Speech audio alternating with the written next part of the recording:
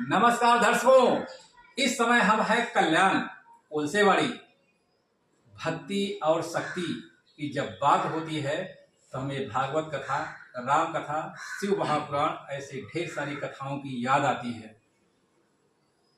आज हमारे साथ एक ऐसे विद्वज्जन कथा के ऐसे मर्मज्ञ उपस्थित हैं। पहले जानेंगे सर, गुरु जी आपका शुभ नाम एक संक्षिप्त परिचय के साथ। मैं आचार्य धीरज काशी की तरफ से हूँ, व्याकरणाचार्य में हूँ और भगवान की कथाओं का गुणगान करता हूँ। सबसे बड़ा परिचय है। गुरु जी, आजकल जो कथाएं होती हैं, चाहे भागवत कथा हो, राम कथा, जो भी कथाएं होती हैं, कथाओं को भक्त लोग सुनते तो हैं लेकिन उसको अपने जीवन में ग्रहण नहीं करते या उसकी गुणों को या उसकी अच्छाइयों का पालन नहीं करते। इसका सबसे मुख्य कारण क्या है? इसका सबसे मुख्य कारण कथा में दो चीजें महत्वपूर्ण है। एक है सबसे महत्वपूर्ण जो वक्ता है और दूसरा है महत्वपूर्ण श्रोता। श्रोता कह लें, आयोजक कह लें उसको। अभी वक्ता महत्वपूर्ण है। वक्ता अगर चाहे तो आयोजन समिति को समझाए कि आयोजन जो है उसका दृष्टिकोण क्या है। आयोजन का दृष्टिकोण अगर धार्मिक होगा, आयोजन का दृष्टिकोण अगर भावपूर्ण होगा तो कथाएं श्रोताओं के जीवन में उतरेंगी। और यदि आयोजक का भाव दृष्टिकोण धार्मिक नहीं है, मान लीजिए व्यापारिक है दृष्टिकोण है, सामाजिक दृष्टिकोण है, तो ये जो कथाएं हैं ये किसी भी श्रोता के मन में नहीं उतरेंगी। क्योंकि दृष्टिकोण आजकल मैं अपने अनुभव की बात करता हूँ आप सबसे कि 90% कथाएं जो आयोजन समितियों की हो रही हैं या तो वह व्यापारिक दृष्टिकोण से हो रही हैं या उसमें होड़ लगी है नाम बढ़ाने की। उसमें कहीं धर्म की चर्चा नहीं है, बल्कि धर्म को और नीचा किया जाता है दिखावे के चक्कर में। तो जब दिखावा होगा वहां से धर्म अपने आप बगल हो जाएगा, तो श्रोताओं के मन में धार्मिक बातें उतरेंगी ही नहीं। और इसका दूसरा कारण जो हमारे वक्ता हैं उनको भी चाहिए कि अपने आयोजकों को वो कंट्रोल करें कि उनका जो लक्ष्य हो, उनका जो माध्यम हो, उनकी जो व्यवस्था हो, वो धर्म की धुरी पर नाच रहा हो, भगवान की धुरी पर नाच रहा हो, सामाजिक दिखावे की धुरी पर न हो। इसी कारण आज लोगों के मन में कथाएं नहीं उतर पाती। तो सबसे बड़ा जो कारण है दृष्टिकोण का। जी बिल्कुल। दर्शकों सुन सकते हैं आप लोग, दृष्टिकोण खाते हैं जैसी नियति वैसी गति। बिल्कुल है, सबसे बड़ा मुख्य कारण यही है। बिल्कुल यही है। दृष्टिकोण का अक्सर हम और आप जब भी कहीं आते जाते हैं देखते हैं जो वाहन होते हैं, जो सड़कें होती हैं, या कहीं ना कहीं ट्रेन में अगर आप देख लीजिए, बात में लोग झड़ जाते हैं, बात में लोग मारपीट करने लगते हैं। तो कहीं ना कहीं ये हमारे संस्कार या शिक्षा किसको दोष दिया जाए? इसमें दो चीजों से समाज का निर्माण होता है। एक तो आनुवांशिकता होती है। राक्षस का पुत्र राक्षस ही होगा, निश्चित है। दैत्य का पुत्र दैत्य ही होगा, निश्चित है। ठीक है ना। समाज दो चीजों से निर्माण होता है। पहला आनुवांशिक कारण होता है, दूसरा सामाजिक कारण होता है। यदि आनुवांशिकता हम पर भारी पड़ी तो हम अपने जो पूर्वज हैं उनके चरण कदमों पर चलेंगे, चिन्हों पर चलेंगे, चरण चिन्हों पर। और यदि सामाजिकता हम पर भारी पड़ी तो सामाजिक परिवेश से ही हमारे जीवन का निर्माण होगा। तो वस्तुतः जैसे हमने देखा भक्त प्रहलाद के बारे में, भक्त प्रहलाद दैत्य के पुत्र थे, उसके बावजूद भगवान के भक्त क्यों हुए? क्योंकि उसमें दूसरा कारण जो सामाजिक परिवेश है, क्योंकि उनमें नारद जी के सत्संग की बातें मन में बैठ गई। आज जो आप बता रहे हैं घटनाएं घट रही, ट्रेनों में लोग चल रहे आपस में झगड़ते लड़ते हैं, वस्तुतः ये लोग जो धार्मिक व्यक्तित्व होगा, जिसको भगवान की सत्ता का ज्ञान होगा, वह उसका पहला लक्षण विनम्रता होगा। ज्ञानी का, विद्वान का, किसी भक्त का पहला लक्षण विनम्र होना है। यदि आपने देख लिया कोई व्यक्ति झगड़ रहा है, उसके अंदर विनम्रता नहीं आ रही है, तो आप एकदम स्पष्ट, भले माथे पर बहुत बड़ा तिलक लगा हो, भले धोती कुर्ता पहना हो, लक्षण दिख रहे हो, स्वरूप दिख रहा हो, लेकिन अगर विनम्रता नहीं है तो यह स्पष्ट है कि वह भगवान का भक्त नहीं हो सकता, वह धार्मिक व्यक्तित्व नहीं हो सकता। वह उसको वही कहा जाएगा जो धर्म से अलग होगा, अधर्मी होगा। सीधी सी बात है, विनम्रता होनी चाहिए, तभी वो सही आदमी है। यदि झगड़ रहे हैं ट्रेनों में, रास्तों में चल के लड़ाई कर रहे हैं, तो उनमें विनम्रता नहीं है, तो ये मान लीजिए कि उन्होंने अपने जीवन में धर्म को ग्रहण नहीं किया है। जिसके नाते वो ऐसे परिवेश में पले बढ़े हैं, जिसके नाते उनका संस्कार पुष्ट हुआ है, आनुवांशिकता पर चल रहे हैं। बिल्कुल कहीं ना कहीं ये दोस्त जो है, जो उनका संस्कार हाँ, गलत परिवेश में अगर उनके माता पिता गर्भावस्था में नहीं ध्यान था, बच्चे कथा नहीं सुना पाए, तो गर्भ के बाद यदि बच्चा धरती पर आता, जीवन में आया है, तो अगर बचपन से हम उसको कहें कि आप भगवान चालीसा पढ़ो, आप भगवान की आरती करो, भगवान की ऐसी पूजा करो, कुछ नहीं करे, अगर भगवान का मंत्र ही पाठ करता है, जप करता है वो, तो वो निश्चित एक उम्र आते आते 15, 17, 18 तक पहुँचते पहुँचते उसके अंदर एक विनम्रता का सहज भाव आ जाएगा। फिर समाज में परिस्थितियां देखने को नहीं, बहुत लोगों को हमने देखा कि दूसरा गाली देता है तो हाथ जोड़े भाई ठीक है तुम ही बहुत बड़े हो, हम नहीं कर लेते। तो ऐसे लोगों में जो है वो विनम्रता जो आती है वो भगवान की पूजा सेवा कथा से ही आती है। और कथाएं इसीलिए होती है, जीवन को सुदृढ़ करने के लिए, जीवन के पथ को प्रदर्शित करने के लिए, आगे बढ़ाने के लिए, उजाला करने के लिए कथाएं होती हैं। कथाएं स्टोरी सुनने के लिए नहीं होती हैं, कथाएं जीवन को बनाने के लिए। बिल्कुल बिल्कुल, बहुत सुंदर बात बताई गुरु जी। कहते हैं कथाएं जीवन को सुंदर बनाने के लिए और संस्कारी बनाने के लिए होती हैं। जब कथा की बात आती है तो हम और आप या हमारे जो भक्तजन हैं या बहुत से ऐसे लोग हैं, कहते हैं जीवन में जब पुण्य अर्जित हो जाता है तभी कोई सा सौभाग्य मिलता है कथाएं सुनने का। बिल्कुल बिल्कुल। तो उन जो श्रोता है, सही में जो श्रोता है, जो भक्तजन है, उनके लिए क्या कहना चाहेंगे?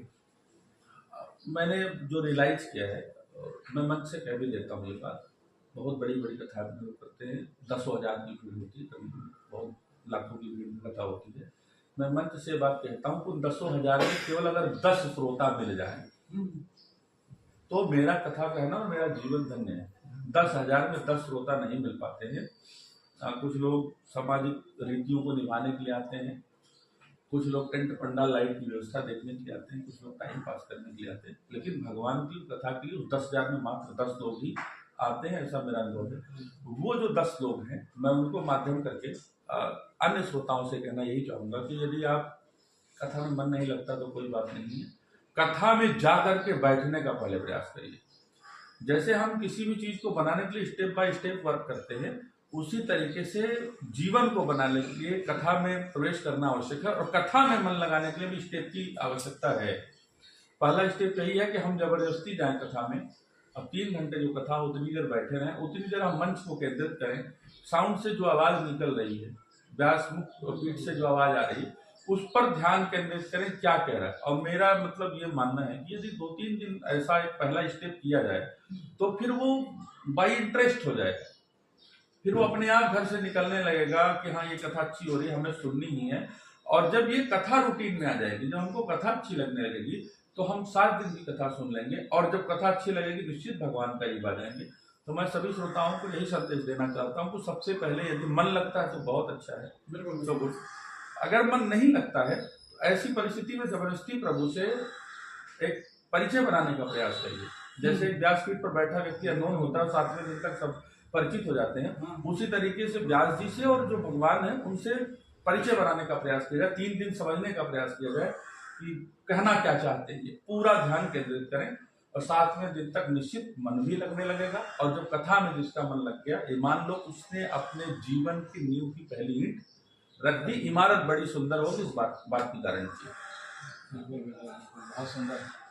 तो दर्शकों देख सकते हैं, बहुत ही सुंदर और दिल को छू लेने वाली बात गुरु जी ने बताई है।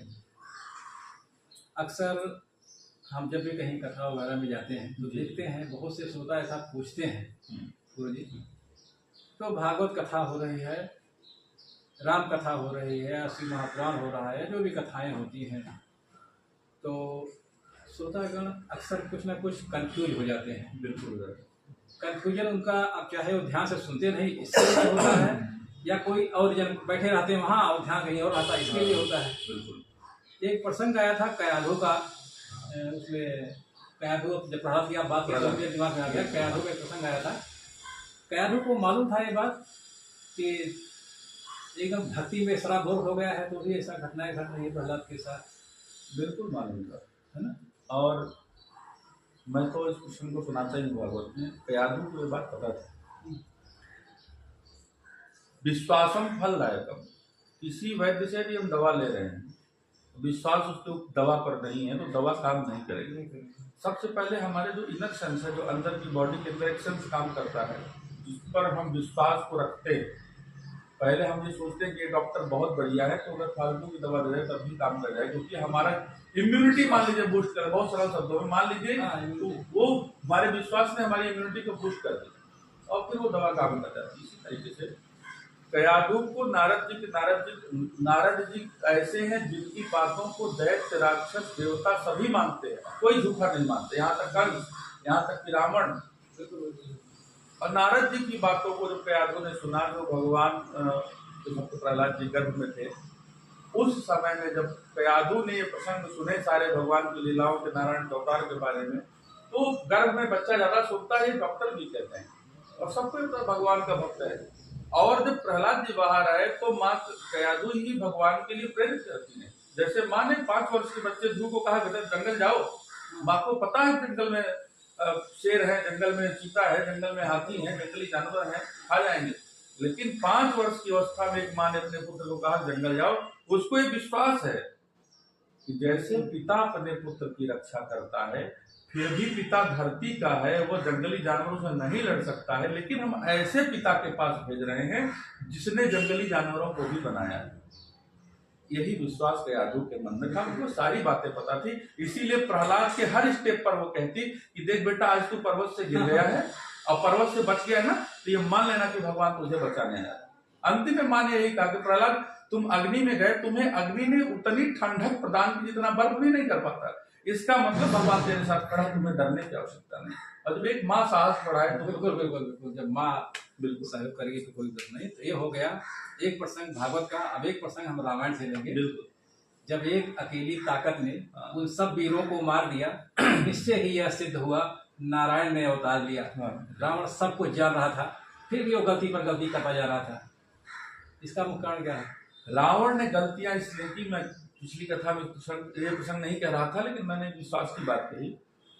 यदि भगवान से प्रेम ना हो पाए किसी को, मैंने कहा अगर भगवान आपको अच्छे न लगते, उनकी पूजा न करनी आती हो, मन न करे और देख करके आपका खून खौल उठे, करे लड्डू गोपाल बैठे हैं, तो मैंने मन से पिछली कथा में बात नया भाव आया था और आप पूछ भी रहे, तो मैंने कहा था भगवान से दुश्मनी कर उठो, पहले मंजन करने के लिए 2 थप्पड़ मार दो। मैं ये बात फिर माइक पर आपके साथ ऑनलाइन मैं ये बात बोल रहा हूँ, यदि आपको भक्ति नहीं आ पा रही और आपको गुस्सा आ रहा, चिढ़ आ रही, तो उनके साथ आप वैर का भाव करिए। वैर भाव पर भी भगवान रिझ करके उद्धार करते हैं। भक्त को विलंब में भगवान दर्शन देते हैं। भक्त को बहुत समय लग जाता है। प्रहलाद की बात आपने की, पहले हिमालय से गिरना पड़ता है, पहले समुद्र में जाना पड़ता है, आग में जलना पड़ता है, सब कुछ सहने के बाद भगवान दर्शन देते हैं। लेकिन कहीं दैत्य हो तो पहले स्टेप में खंभे पे आपने गदा ताना, भगवान आ गए। तो यदि बैर का भी भाव हो, तो रावण को यह बात पता थी कि खर दूषण मोहिसम बलवंता, तिन्हीं को मारे बिन भगवंता। खर दूषण रावण किस मान बलवान था। रावण ने जब सूचना सुनी शूर्पणखा से, कहा ये तो निश्चित खरदूषण को मारने वाला भगवान के सिवा दूसरा कोई हो ही नहीं सकता, इसलिए अब इनसे वैर करेंगे हम। कुंभकर्ण समझाता रहा, जब जब सुंदरकांड में मंदोदरी ने भी जब समझाया पतिदेव ये ठीक नहीं है, ये तो मतलब भगवान कालों के भी काल है। रावण को सब पता है, मन में सोच रहा है कि मंदोदरी बात सही कह रही है, लेकिन अगर मंदोदरी के बहकावे में आ गए तब फिर हमारा उद्धार नहीं होगा। इसलिए भगवान के साथ रावण ने बैर भाव रखा और कुंभकर्ण को भी बैर भाव में रख दिया कि तुमको लड़ना होगा मेरे लिए। कुंभकर्ण और रावण दोनों मुक्त हो गए बैर का भाव लेकर के। मुझे कोई बताए कि विभीषण मुक्त नहीं हुआ, क्योंकि उसने भगवान से बैर भाव त्याग दिया, भगवान की शरणागत भक्ति प्राप्त करी, लेकिन विभीषण की मुक्ति नहीं हुआ।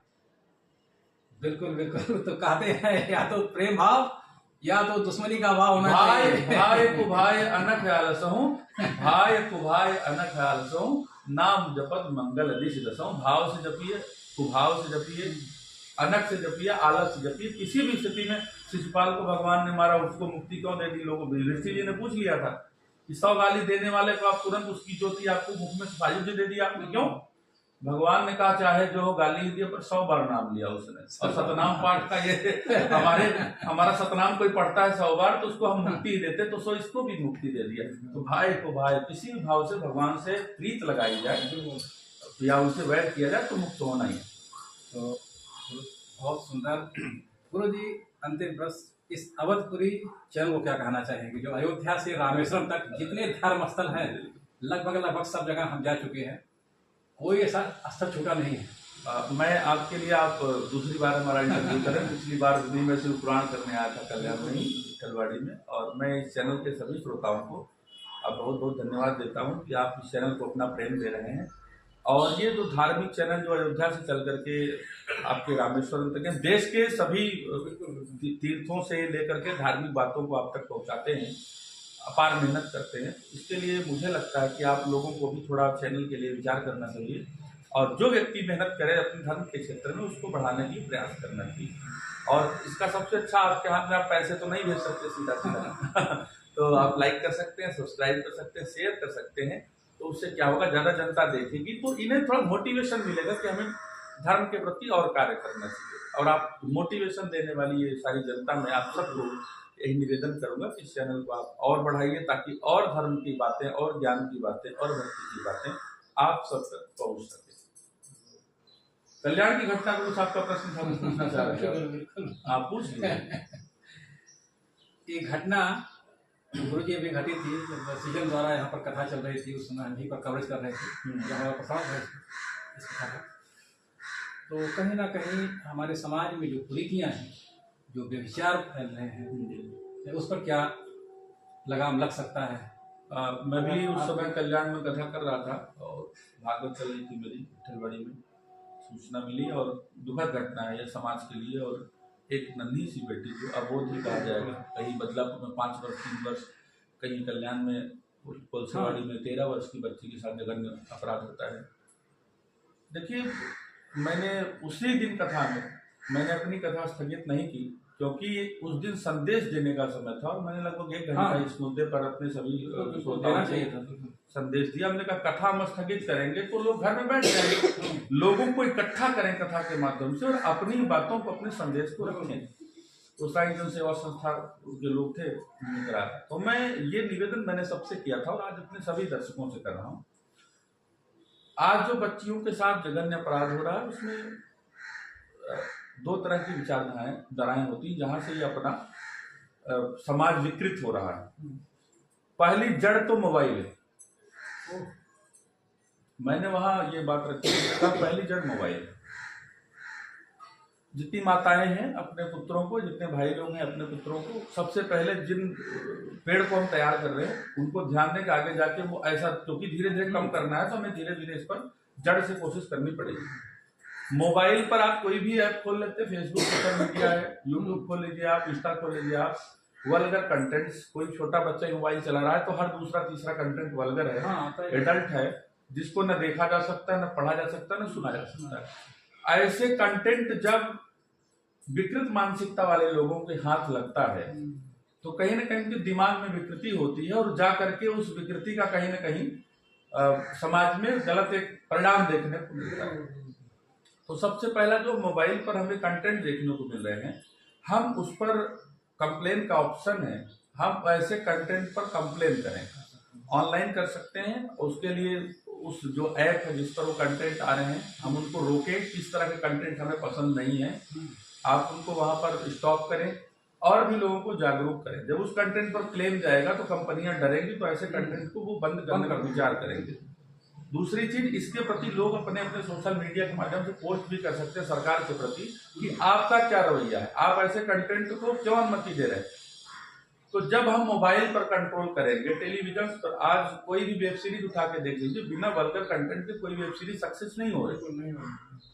और ऐसी कौन सी मजबूरी है भारत सरकार की कि जो ऐसे वेब सीरीज को पास कर देते हैं। पहला कारण मोबाइल है। दूसरा, मैंने माताओं से निवेदन किया था, माताओं को बुरा लगता है, होगा मेरी बातों का, तो मैंने एक बात और कही थी कि बड़ा मेरी बातों पर बवाल होता है, लेकिन जो बच्चों के अपने कपड़े हैं, छोटे बच्चों के, वहीं से कपड़ों को नियंत्रित करना शुरू करें। जैसे हम पुरुष एक फुल शर्ट फुल पैंट पहनते हैं, धोती कुर्ता पहन रहे हैं, जो माताएं साड़ी पहन रही हैं या सूट पहन रही हैं, जो पूरे अंगों के हमारे सुरक्षा करता है, जो आधुनिकता के कपड़े हैं जिनसे हमारे शरीर का प्रदर्शन होता है, ऐसे कपड़ों पर लगाम लगनी चाहिए। माताएं चाहें तो अपने बच्चों को सुधार सकती हैं। अब आप पूछेंगे ऐसा आप क्यों कह रहे हैं, आप हमारी उस पर आजादी पर पाबंदी लगा रहे हैं। पाबंदी लगाने जैसी बात नहीं है। आपका बच्चा कोई बड़ा है, 20 साल का है, आपकी बेटी बड़ी है, 20 साल की है, कोई छेड़खानी करेगा तो बीच चौराहे थप्पड़ मार देगी। लेकिन उसके जो आधे कपड़े हैं ना, उसको देख करके जो समाज के विकृत लोगों की मानसिकता बिगड़ेगी, वो जा करके किसी 4 साल, किसी 5 साल, किसी 10 साल की बच्ची पर उसका गलत परिणाम हो जाएगा। आपको थप्पड़ मार लोगी, 5 साल की बच्ची थप्पड़ नहीं मार पाएगी। तो मैं ये निवेदन करता हूं कि भाई कपड़े सुंदरता का प्रतीक नहीं है, आचरण सुंदरता का प्रतीक है। आप अच्छे कपड़े, माताएं भी पूरा पहनती हैं, बुरा थोड़ी लगता है, तो देवी लगती है। तो मेरा निवेदन है कि ऐसे कपड़ों पर लगाम लगना चाहिए। और रही बात कि लोग कहते हैं अपनी आंखों की दृष्टि सुधार लो, कभी कथा मुझ पर भी कहते हैं, हर व्यक्ति की आंखों को आप नहीं सुधार सकते हैं।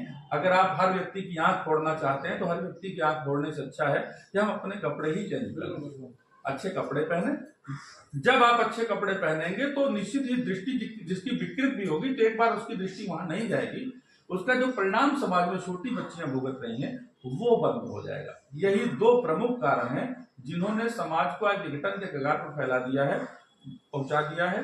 और इन्हीं दोनों कारणों से जघन्य अपराध बढ़ गए हैं। वो चाहे आप कोलसेवाड़ी की घटना ले लीजिए, चाहे आप बदलापुर की घटना ले लीजिए, चाहे आप हाथरस की घटना ले लीजिए, आप जहां की घटना लेंगे बैकग्राउंड में ये 2 चीजें आपको मिलेंगी। मेरा एनालिसिस है, मैं यही दोनों चीजों पर पाबंदी की सबसे निवेदन करता हूँ। तो दर्शकों देख सकते हैं, गुरुजी ने बहुत सुंदर और बहुत ही अच्छी बात बताई है। पहला मोबाइल और दूसरा परिधान। अगर वस्त्र जो है संस्कारी होंगे, अच्छे होंगे तो अच्छा रहेगा। और मोबाइल पर प्रतिबंध, जगह जगह पर हर तीसरे चौथे कंटेंट्स में जो वल्गर कंटेंट्स आते हैं उस पर प्रतिबंध होना चाहिए। उस पर ऑनलाइन भी आप ब्लॉक कर सकते हैं बिल्कुल ऐसे साइट को। तो ये थे हमारे साथ आचार्य धीरज जी महाराज, जिनकी कथा दिल को छू जाती है। बहुत सुंदर और मार्मिक ढंग से कथा के ज्ञानी, और काशी से पधारे हैं। तो दर्शकों बहुत ही सुंदर और आखिरी कथा शुरू है कुलसेवाड़ी में, ये अपना दुर्गा माता मंदिर प्रांगण में। तो आइए आप लोग और अच्छे से कथा को सुनिए। हमारे साथ जुड़ने के लिए बहुत बहुत धन्यवाद। Thank you so much.